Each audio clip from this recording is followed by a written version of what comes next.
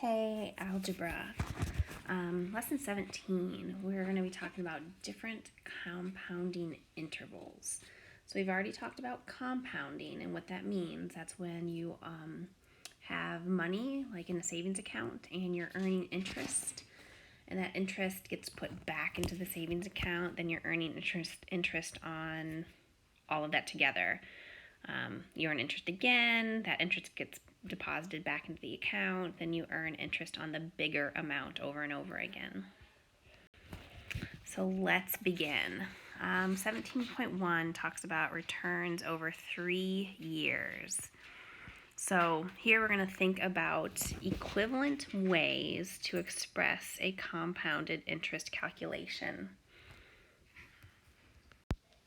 We have two expressions here that describe the same initial investment of $1,000 for the same period of time, but one expression counts the number of months while the other counts the number of years. So this really prepares us to look at different compounding intervals for both this lesson and upcoming ones. So earlier you learned about bank account that had an initial balance of $1,000 and earned 1% monthly interest. Each month the interest was added to the account and no other deposits or withdrawals were made. That's our compounding part. To calculate the account balance in dollars after 3 years, Alina wrote 1,000, which is our initial investment, times 1.01, which is 1% interest earned on the entire amount, or raised to the 36, which that is 12 times 3. So we're talking months. And then Tyler wrote 1,000, which is our initial investment, times 1.01, where that is our interest rate of the entire amount. There is 12 months for 3 years. Okay, discuss with a partner. Why do Alina's expression and Tyler's expression both represent the account's balance correctly? Okay, think about that for a moment. We'll talk about that in a second. And then Kieran said the account balance is about $1,000 times 1.1268 to the third power. Do you agree? Why or why not? Okay, pause on number 2. I shouldn't have moved ahead. Let's talk about number 1. Do you remember how exponents work? I'm just going to do this one. Okay, when we have a power raised to a power, we actually multiply those exponents. So we can do the same thing with, this is Tyler's expression. I have 12 raised to the third power. That's 1.01 raised to the 12 times 3 is 36. Okay, so those are actually equivalent expressions. Now, Kieran, grab my calculator. If I do 1.01 raised to the 36, I do not. Oh, no, sorry. 1.01 raised to the 12th. Yep. So 1.01 raised to the 12th power is 1.1268. So it's sort of like we have this. So you actually did the 12th power and you have the third power left over. So those are equivalent also. Kieran's, we have some rounding going on here, so it's not exactly correct, but it's close. So let's apply what we're learning to credit cards. A credit card company lists a nominal APR, which stands for annual percentage rate, of 24%, but compounds interest monthly. So it calculates 2% per month. We actually get that by 24% divided by 12 months gives us 2% per month. Suppose a cardholder made $1,000 worth of purchases using his credit card and made no payments or other purchases. Assume the credit card company does not charge any additional fees other than interest. That means they're not going to charge you a minimum payment every month. They're just letting it ride. Okay, write expressions for the balance on the card after 1 month, 2 months, 6 months, and a year. Okay, I'm going to do number 1 on this page, and then I'll move to a fresh page for the rest of them. So if we know for 1 month, we're going to do the amount that we borrowed, because that's what we're doing with a credit card, is you're borrowing money, times the interest rate, 1.01, raised to the first power, because that's 1 month. Okay, that's just an expression. It didn't ask us to calculate it. And then I'm going to do our initial amount borrowed times the interest rate, and for 2 months we're going to raise it to the second power. And guess what we're going to do for 6? The amount we borrowed, 1.01 raised to the 6th power, and then I'm going to do 1 year. But what we need to remember is everything is in months, because we're calculating, oh, I got my percentages wrong. I'm sorry, I'll fix that. 2% per month. So that for 1 year, it needs to be raised to the 12th power, because it's 12 months in 1 year. I apologize. Those should all be 2s. You guys would totally call me out on that if you were in the classroom, I know. And I appreciate you for that. All right, so there we are. That's going to give us all of our answer, the balance on the card, in dollars for each of those time periods. Because our interest rate is 2% per month, we need to use months in our exponents. Number 2 says, write an expression for the balance on the card in dollars, M months without a payment. Well, no big deal there. We take the amount we borrowed, the interest rate, and we're raising it to the M power.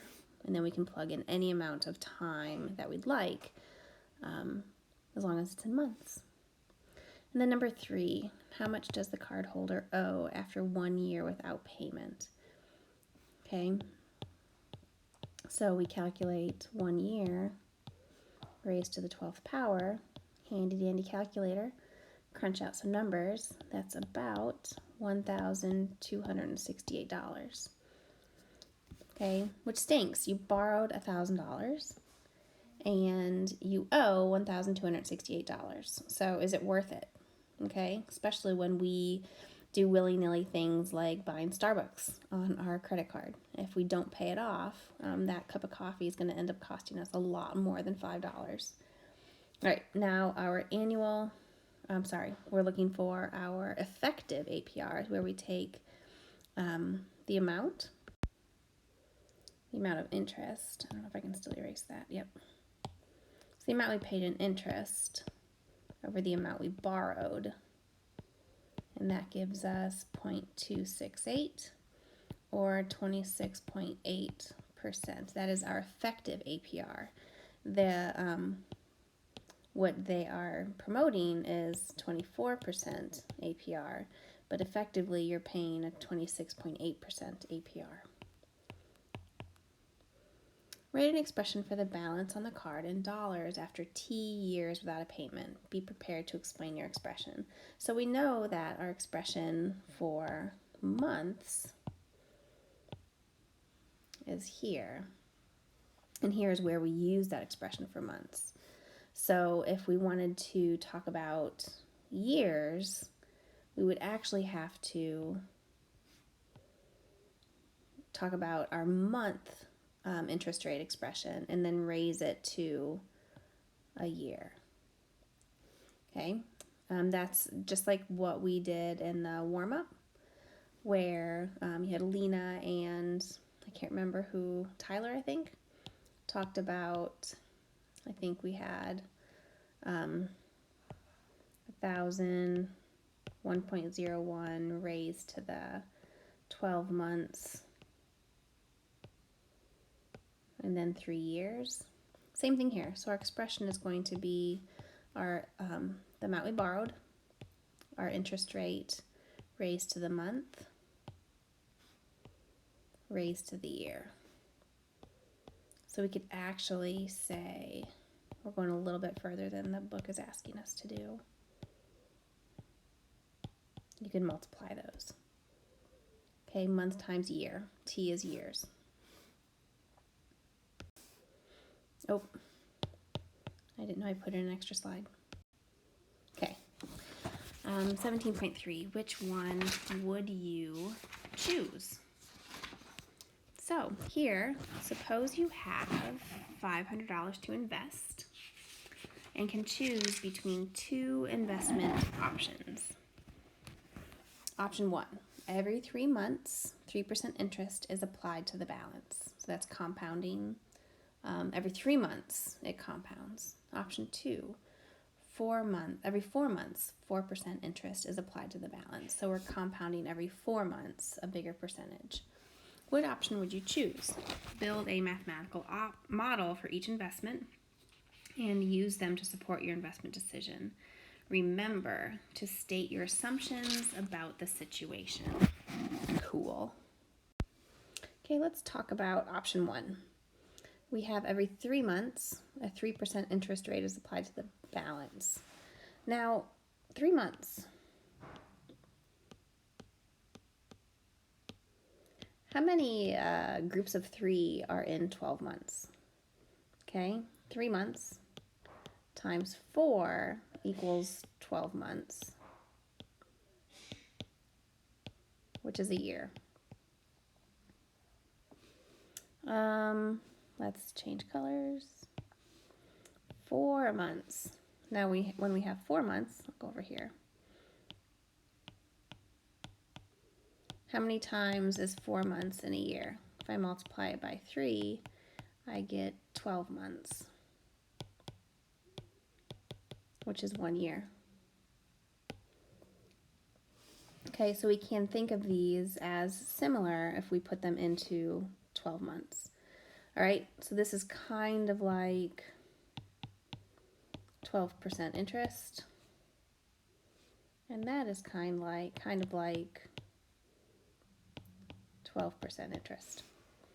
Okay, so that is what we call our nominal rate. Something you might want to write down. Cool. But our periods for compounding are different for each year. So we have one that has more frequency, compounded more frequently. You can write that down too.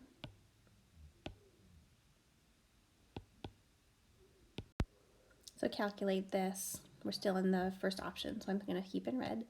I have $500 to invest. I'm at an interest rate of 3%, but I need to raise it to what power? I actually need to raise it to the 4th power because of this reason right here. Okay, so I'm compounding it 4 times in 12 months in 1 year. So if I do the math on that, handy dandy calculator, 500 times 1.03 raised to the 4th power gives me $562.75. Okay, we're not sure if that's the best option yet, but that's where we are.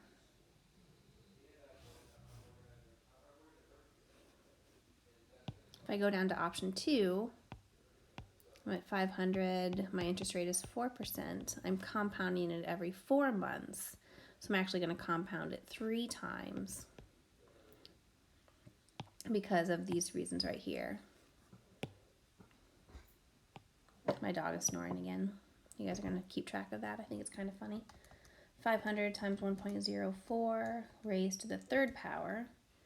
I get $562.43. Whoa, big difference, right? All right, let's calculate the effective APR. So I think I'm in blue. I'm going to take 62.43, divide by 500. And that gives me 12.5%. I may have rounded too much. Let's say 49. I don't know which one's going to be closer, so I need a few more decimals to protect myself. 62.75 divided by 500.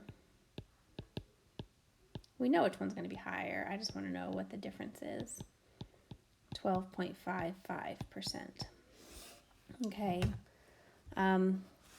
Just very interesting. That gives us, we know which one's going to get more money, even though option 1 has a lower interest rate. It's compounding more often, so it's going to give us more money in the long term. Option 2 has a higher interest rate, but it's compounding less often, so it's going to give us less money in the long run. Okay. Let's see. I'm going to look at the question again. Which option would you choose? I think I'm with option 1. Build a mathematical model for each investment option and use them to support your investment decision. We did that. Our model is the equations. We're using that to support our decision by knowing which one makes more money, knowing what the effective APR is. I keep forgetting the word effective, so I keep pausing to remember what that word is so I don't sit on the recording and go, so I apologize for that. So yes, our 4% is better. Scratch that. Our 3% is better. So looking at 17.4, changes over years. Here we have the function f defined by f of x equals 15 times 1.07 raised to the x. That models the cost of tuition in thousands of dollars at a local college X years since 2017. So what is the cost of tuition at the college in 2017? That would be our initial amount. Okay, right there. When x is 0, which wipes this all, anything raised to the 0 power is 1. So for A, the cost of the tuition is $15. Just kidding. It's in thousands of dollars. Goodness, is that per year? I'd go there. Seems to be a pretty good deal. Probably not.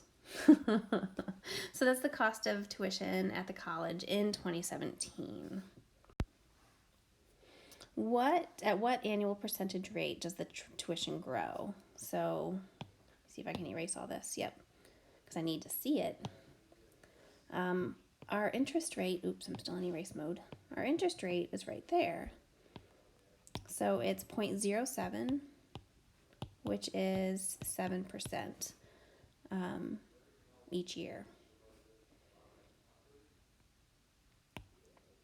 Assume that before 2017, the tuition had also been growing at the same rate as after 2017. What was the tuition in 2000? Show your reasoning. So how many years before 2017 is the year 2000? That would be 17 years prior. So we can actually take that equation and raise it to the negative 17. Okay, can't do that in my head. If you can, let me know. I'll give you a gold star. I'll send you a cookie. That'd be awesome. Can't virtually send cookies, but if I could send you cookies, my cookie recipe gets pretty stale pretty quick. So I don't think I could do that. Plus, I don't know if you should be eating my cookies because, I don't know, are they contaminated? So that's where we are. $4,748.62. You could probably round that to $4,750, but that's okay. What was the tuition in 2010? Do you guys see how we're using these really cool methods we learned quite a few lessons ago, and we're using them now to talk about tuition? It's almost like we have to remember what we've learned in the past. Crazy, I know. So here we're at $9,341.25. What will the tuition be when you graduate from high school? Well, you guys are, let's say you're all freshmen. I'm not sure if you are, but you're all freshmen. So when you're in ninth grade, it's 2020. 10th grade is 2021. 11th grade is 2022. 12th grade is 2023. So how many years is that after 2017? 6 years. So I think we would do 15 times 1.07 to the 6th power. I still think the tuition is going to be pretty reasonable considering how much some people pay to go to college. Ooh, $22,511. Start saving your pennies now, kids. All right. Oh, there's more. I didn't see that. Between 2000 and 2010, the tuition nearly doubled. By what factor will the tuition grow between 2017 and 2027? Show your reasoning. By what factor will it grow? That factor is the 1.07, and we're going to raise it to the 10th power. Okay, so that's our factor, and we've learned that in the past. Just a reminder. Raising it to the 10th power is the 10 years between 2017 and 2027. Okay? Choose another 10-year period and find the factor by which tuition grows and show your reasoning. I don't know. Let's talk about 2027 to 2037. What would we raise that to? The tuition is going to grow again by another factor of 10. Okay? If we, another 10-year time period, it's going to grow by another factor of 10. Now, if we're going from 2017 to 2037, it's going to be a factor of 20, right? Can't even imagine. Need to start saving more pennies. What can you say about how the tuition changes over any 10-year period, assuming the function f continues to be an accurate model? I don't believe it can be an accurate model. That exponential growth will at some point, if we graphed it, we've talked about exponential growth. At some point, it's going to be so steep high that no one is going to be able to afford going to college.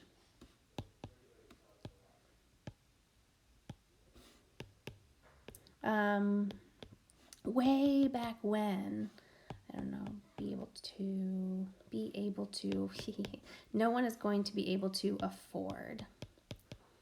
Okay, do you remember way back when we talked about, wasn't there an example of bunny rabbits on an island?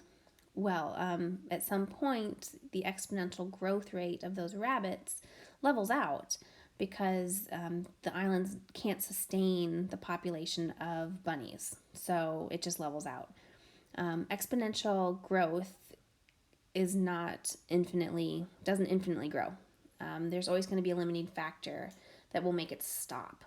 For instance, for this tuition example, we aren't going to exponentially grow and grow and grow because at some point, normal people won't be able to afford to send their children to college. So a supply and demand where, the colleges are going to have to lower tuition so that it's accessible for everybody or accessible for more people. That's my soapbox. So that's it. Good job today.